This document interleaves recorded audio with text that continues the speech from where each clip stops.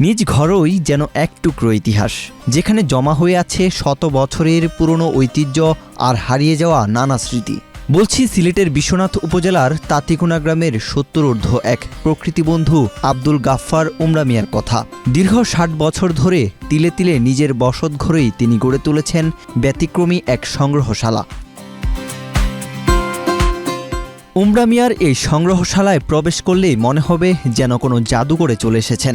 এখানে স্থান পেয়েছে ১৯০টি দেশের নোট ও কয়েন, মহাত্মা গান্ধীর চিঠি, জাহাজের কম্পাস, প্রাচীন প্রবাল, ব্রিটিশ আমলের গির্জার কাচের ঘণ্টা, বাদশাহী ল্যাম্পসহ প্রায় ১৫০০ বৈচিত্র্যময় জিনিস। নতুন প্রজন্মকে শেকড়ের সন্ধান দিতেই তার এই ব্যতিক্রমী উদ্যোগ।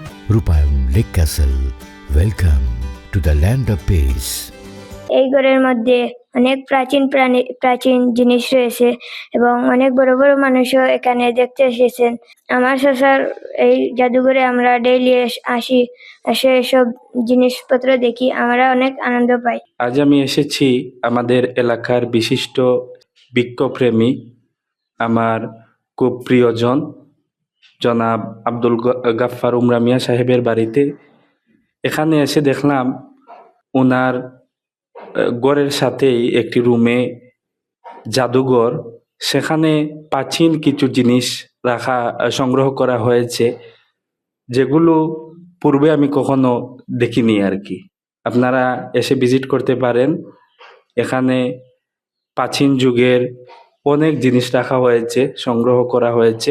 উমরা মিয়া বলেন তার কাছে অনেক দুর্লভ জিনিস রয়েছে যা বর্তমান প্রজন্মের জন্য বিস্ময়ের। আমি ছোটবেলা থেকেই আমি সংগ্রহের প্রতি আকৃষ্ট হই।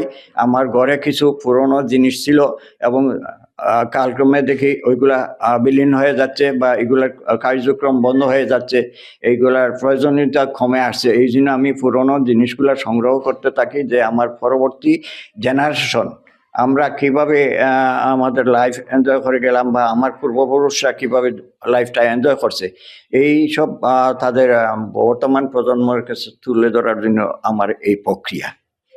এবং আমি শেষমেশ আমি ওই যে ফেলনা জিনিসগুলোকে নিয়ে চিন্তা করলাম যে এগুলা দিয়া একটা দর্শনীয় কিছু বা গ্রহণযোগ্য কিছু করা যায় কিনা। এই জন্য গাছের গুঁড়া দিয়ে একটা কম্বি, এটা এমপি সাহায্যে যে ১ লাখ টাকা দাম করছিল, দিছি না।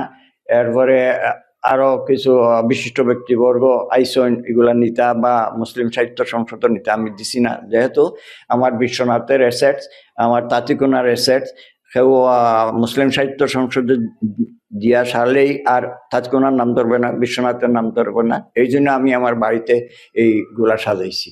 এবং বেশিরভাগ ফেলনা জিনিস যেগুলো আপনারা হয়তো কাঠের যে জিনিসগুলো দেখছেন, হয়তো আপনারা ফাঁকোটার চাহিদা মেটাবার জন্য দিয়া দিতেন, কিন্তু না, এগুলা আমি একটা প্রক্রিয়া নিয়ে এগুলা দর্শনীয় করিয়া তুলছি এবং এগুলা দেখতে অনেক মানুষ আইন।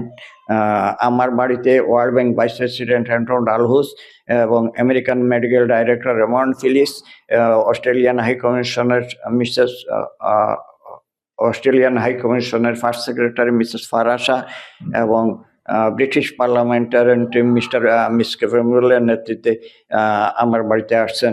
উমরা মিয়ার এমন সৃজনশীল ও ঐতিহ্য রক্ষার কাজে মুগ্ধ স্থানীয় প্রশাসনও। তার এমন উদ্যোগকে সাধুবাদ জানিয়েছেন বিশ্বনাথ উপজেলা নির্বাহী কর্মকর্তা। বেশ প্রাচীন অনেক নিদর্শন উনি সংগ্রহ করেছেন এবং সেটা বিশ্বনাথবাসী তথা সিলেটবাসীর জন্য উন্মুক্ত রেখেছেন। ওনার বাসায় যে কেউ দেখতে পারে, এটা অবশ্যই প্রশংসনীয় একটা উদ্যোগ। পাশাপাশি উনি যেই সকল শিক্ষা প্রতিষ্ঠান বা বিভিন্ন জায়গায় উনি বৃক্ষরোপণের কাজগুলা নিরলসভাবে করে যাচ্ছেন, তার জন্য তাকে বিশেষভাবে ধন্যবাদ জানাই। সরকারি বেসরকারি পৃষ্ঠপোষকতা পেলে এই ব্যক্তিগত সংগ্রহশালাটি আগামীতে হয়ে উঠতে পারে ইতিহাস প্রেমীদের জন্য এক অনন্য দর্শনীয় স্থান, এমনটাই প্রত্যাশা স্থানীয়দের। ওয়াহিদ হোসেন জিহাদ, বাংলাদেশ প্রতিদিন।